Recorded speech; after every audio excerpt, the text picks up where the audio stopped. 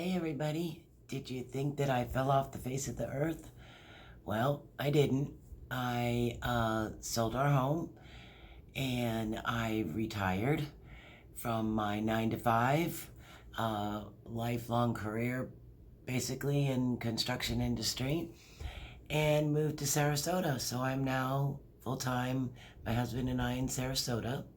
And I just wanted to tell everybody I'm so sorry that I've been away for so long.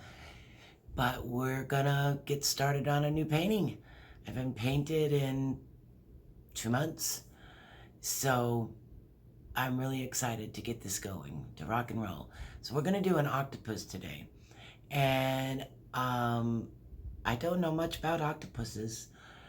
And so I had to look up their anatomy, and they got this big old bulbous head and these bulging little eyes and all these cool little tentacles and stuff. And so we're gonna do a colorful octopus. So come along and join me. All right, guys, I'm glad to be back with you, and we'll get started. Thanks. Bye.